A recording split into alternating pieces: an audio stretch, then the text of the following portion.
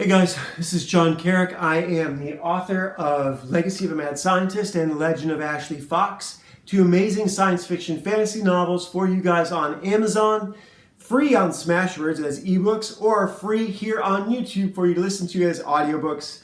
And yeah, so that's why we're here. And before we get on to tonight's secret comic book, I do want to mention something I had neglected to mention yesterday. I thought about it and started and then forgot. And this is the second time I'm recording this tonight because apparently the first time the iPad decided not to record this. So it's a little more prepared than it was the first time. What I am looking at here, what I'm so impressed with by John Buscema. Now this is before they had Micron pens. All this is done with like Hunt 102 crow quills and brushes. So check out, every panel border is perfect. Like they're all flawless. There is never so much as a smudge. And the same thing goes for every facial expression, which is the equivalent of an artist never making a spelling error, right? If you're a writer, every eyeball, every smile, every glare is perfect. Every panel border is perfect. These old books are flawless. These guys got everything that mattered. The stuff that mattered, they really got it right. If the writers had put in half of this attention to detail, I wouldn't be doing this. All of this would basically almost be, well, maybe I would have a job doing it, but no one would make fun of it. If you had the best people doing this, no one would make fun of it. There's good reason people talk shit about comic books. And it's not the illustration. Now this is, so the last time I recorded this, by the end, right now I'm in the mood that I was in when I finished the last one. So you guys are getting a lot of the end of the rant energy at the beginning of the video, for which I apologize because I've already been through this once tonight. But yeah, so we're looking at this again just because it's so well done. And yeah, I wanted to talk about this next to what we're looking at tonight, Secret by Image Comics. I didn't look at what year this was put out. 2012. So this is quite a while ago. And the art is fine. It's by a guy named Ryan Bodenheim. And it's written by Jonathan Hickman, who is currently writing Wolverine Revenge, which has a special red band edition by Greg Capullo, which I guess has extra violence. Here's the thing about this. Now this is a tolerably drawn book. The colors, they must have owed the colorist hundreds of thousands of dollars because he completely phoned it in. Or they told him this is what they wanted, and they wanted to spend no more than $20 a page on the colors. Now basically what's going on is an executive, has had his home broken into and he's been woken up out of a deep sleep by an intruder. He is then threatened, and this guy rips a tooth out of his mouth and demands the password to his work computer. He works for the government. He works for a probably say like the State Department, the Department of Defense. So if he tells this guy anything, it's national secrets, you know. And we never find out what the secret is. This is just boardroom, courtroom. None of these characters, we don't know anything about the characters. We don't know anything about the assassin. Now, we have an opportunity, right? I could turn this page and it could get really interesting really quick. It could. It's possible. Why not? Well, there's the title. Okay. Okay. All right. If the rest of it is going to be that much of a disappointment, then you know what? This much of a disappointment. I didn't even plan this. I didn't say this the last time, but it's just a coincidence. This wasted space right here basically represents the entire comic book. I don't know what happened over Image. You know, I'll tell you what happened. what happened was Youngblood #1. Youngblood, were there any enemies in that? Who were the enemies in that? And that was the biggest selling comic at Image Comics. That was the one, story died when Youngblood #1 came out. Story has not mattered in comics since. Yes, I get in arguments with people online to this day. Not that I've been doing it for 30 years or however long that is. 40 years? I think Image came out in the early 90s, right? Mid-90s? Late 90s? I don't remember. I was still a kid. But here's my point. Story stopped. Story was killed. It's like, what's that? The Day the Music Died? That guy? Don McLean? The day the story died was the day Rob and Todd and Mark and Jim, and the day they left and took Chris Claremont with them and then didn't hire him to write anything for them.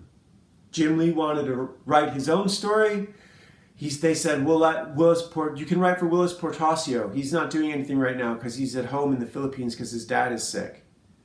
And then Willis Portacio came back and wanted to do Wetworks on his own.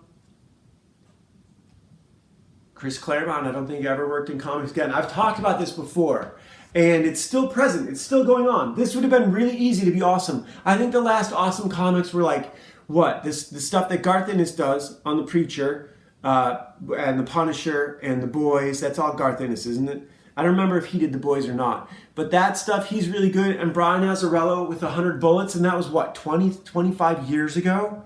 It was before this. This is 2012. So Jonathan Hickman also is, and now he worked with Dale Eaglesham. And I got into a deep rabbit hole as soon as I saw that name because I discovered him, I thought I discovered him, in Savage Sword of Conan #157 when he did The Wrath of Crom, written by Don Krar and inked by Pat Redding, who was the assistant editor on The Savage Sword of Conan for Larry Hama, the editor of Savage Sword of Conan, whose name I did not recognize as a kid. That's why that book was so good. And The Wrath of Crom is quite possibly the best Conan story that I've ever read, not written by Robert E. Howard. Most of the Roy Thomas stuff was stories adapted from Robert E. Howard. The Wrath of Crom is written by Don Krar, and that should be a movie. It is perfect Conan.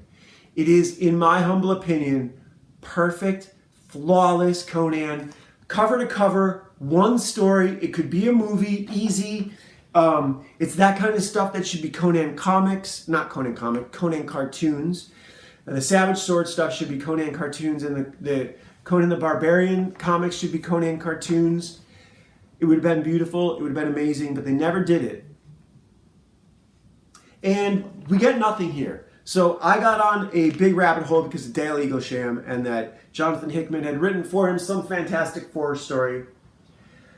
And then Jonathan Hickman also got involved in the Substack thing in 2021. None of these writers have done anything that anyone talks about.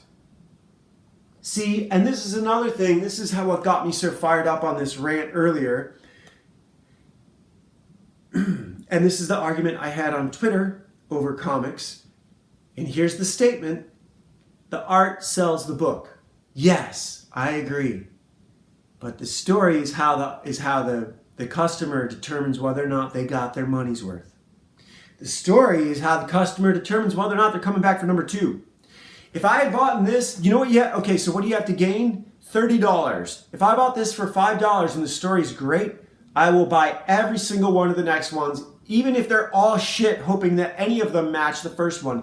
You could have given this book to any set of 7th graders that I grew up with, and they would have done a much better job mad-libbing the story with all the same images. This would have been fucking hilarious. If this had been with the kids that I went to school with, way funnier than me. Fucking say anything. And this could have been an awesome story. Instead, it's boring. This is ABC, The Good Wife, SVUs. I don't watch Special Victims Unit. But that's how boring and dumb this is. Nothing fucking happens. So this guy got his tooth ripped out by a midnight assassin who threatened him with photos of everyone he knows. Okay, he didn't have a wife in bed with him. The next page we could have found out he owns a casino. We could have found out he runs a healthcare insurance company. We could have found out he is planning to mine space rocks in the asteroid belt like in The Accountant. The Accountant was a good movie. This is fucking garbage. This is why, Image, you don't get any of your shit made into movies. Because you're fucking dumb fucks. I don't know who's in charge over there, but you guys are idiots. And this is fucking boring shit. Here we have 1, 2, 3, 4, 6 pages. 7 pages. 7 pages of a conference room negotiation where this security consultant tells the owner of this law firm that his security is shit and that he's infiltrated it and he knows all your dirty little secrets. He knows how you've been overbilling clients. He knows everything your clients have been up to. And he's warned you over and over and over again. The 7 minutes in a TV show, 7 minutes. Imagine 7 minutes of a cartoon of people sitting in a boardroom negotiating. Would you watch that? Would they do that on the Nick, is it Nick Archer? What is the Archer, secret agent Archer? Would they do 7 minutes of a fucking boardroom? I don't watch that show either. So here we get a guy in London who's been shot and has been, is like, give me the secret code or I'll kill your family. Basically, they say that to him. Here we go, wow, 12 panels, right? Some threats, some talk. Nobody is anybody. Nobody is important. Nobody says anything interesting at all. Oh yeah, this guy. Oh, I think I skipped this page. I'm sorry. Yeah, it turned 2 pages. Sorry about that. I will skip back. So here we get this guy being threatened at the point of a gun. Colorist, again, phoning it in. Just flats, right? This guy demands a password. He gets it, shoots him in the head, or he demands a contact name, whatever. This guy tells him, he threatens his family, and he kills him. But again, so it's 2 pages, 2 minutes. It would have been nice if Image had had any kind of ad they could have put right here for an upcoming comic, so those 2 pages would be opposite each other. And then we would get this on this next page here. This is a meeting at the park between, okay, so let me explain. I fucking skipped ahead. This guy who got threatened in the middle of the night, and when I said we could have found out he ran a hotel or a casino, we could have found out that he, had been embezzling money from the mob, we could have found out anything. He goes to meet his law firm friend. He works for Washington, like the State Department. He goes to meet his law firm friend to beg for help. They ripped his tooth out of his mouth.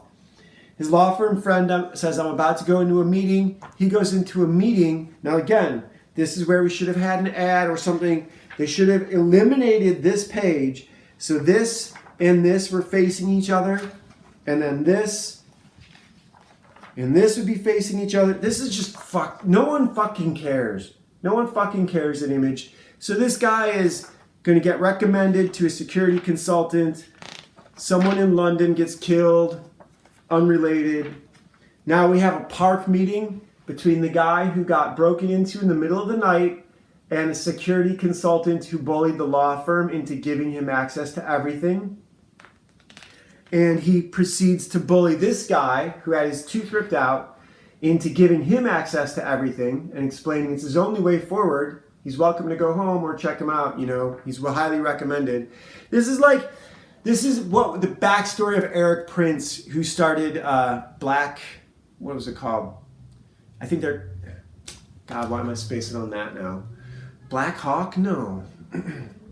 The Mercenary Company.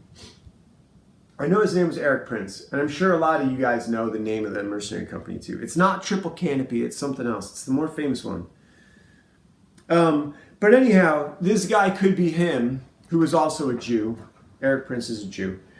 And when he gets back to his office, here is the secret agent who ripped the guy's tooth out the night before. So it was all just a manipulation. It was all just a big loop. But who cares? Who cares if this is a Klein bottle or a Mobius strip? It doesn't matter. I know that's the de rigueur. Okay, so that's the thing. Here's the other thing. Christopher Nolan with Memento changed movies forever. Comics and movies are working on separate parallel tracks, okay?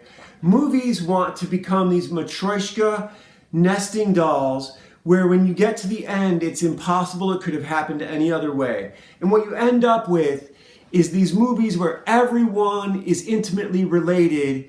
There's no chance. Everything goes back to so-and-so's childhood because it's like Batman and the Joker, right? In 1989, this plays a lot into it too. When they decided to have Jack Nicholson's character kill Bruce Wayne's parents, and it wasn't just crime in Gotham, that's the sort of tied together thing that most of Hollywood is looking for. They want all their beads on a single string. Whereas you get a movie like Lock, Stock, and Two Smoking Barrels, those beads are braided, okay? This is just boring. Nothing fucking happens here. It's a Mobius loop, but none of the characters matter. With 100 Bullets, they did the same thing, but they added all kinds of Christmas lights and ornaments and novelty. This has no novelty. This is just this is literally just the paper strip with a line on both sides. This is the simplest version. This is not a magic trick. You're supposed to get the prestige. The prestige is the promise, the turn, well, the promise, the turn, and the prestige, right? This is just prestige in one book. And we can expect more for the next few issues. Again, knowing nothing about the characters, don't care about them. Now look, there's a lot of books about how to write. Save the Cat is one of them. Christopher Vogler's The Hero's Journey is one of them. Of course, then you have The Man with a Thousand Faces. And you have all the good stuff. Bob McKee, right? Sid Field. There's a lot of things. Use all of it. This guy didn't use any of it. I mean, I guess it's a beginning, a middle, and an end, but so is 1, 2, 3. An engineer wrote this story. And it works the same way a gyrocopter works, but your wife doesn't want to fly in it. So, I don't remember the rest of my other rant. It was similar. Ashley Fox, Ninja Babysitter, Legacy of Mad Scientist, and Legend of Ashley Fox. This is Ashley Fox, Ninja Babysitter, issue number 6. We never drew issues 1 through 5. This is just the end, where Ashley gets promoted into a Valkyrie by Valeria, who's also a Valkyrie. And I'm sorry, I was holding it probably not even up to the camera. This is a link in the description. Feel free to check it out. AshleyFox.ninja, everything is there. And we also have these conflicted cards. Like I said, I did this already once tonight, so forgive me. This is Conflicted Deck 1, and I have a couple of these. This is the 5 of Clubs and the 3 of Spades. The 3 of Spades is, you find a big community that has lots of security and caretakers, and you have to offer them skill you already have. So what can you do? Now in Black Sails, Long John Silver convinced the pirate captain, Captain Flint, in the Black Sails TV show that he was a cook, and he wasn't. I would convince these people that I could make soap, and I would learn how on the job. And I already know how to make explosives. Soap can't be that hard. I know how to make soap, I just haven't done it yet. Put it that way. This one, the 3 of Clubs, 5 of Clubs, this is an interesting, see, one of the things I love about this deck is that these are great story concept pitches. And this one is, what if, you have a chance to kill a tyrant, but you will definitely be murdered by his people, and you won't escape. So do you do it? Do you sacrifice yourself to kill a tyrant? I would tell you absolutely not. Don't ever sacrifice yourself to kill a tyrant, especially if you're 1,000 miles or 500 miles away from home and you're going to be killed for nothing. You're going to save a bunch of strangers from their tyrant because they won't stand up and do it for themselves. Send a bunch of American boys 10,000 miles overseas to do a job that these other boys won't do for themselves? No. These two are 2 that we've already seen. They're just variations. You catch a bunch of prisoners or someone breaks into your camp and they're going to cost you such and such portion of your food. How do you deal with it?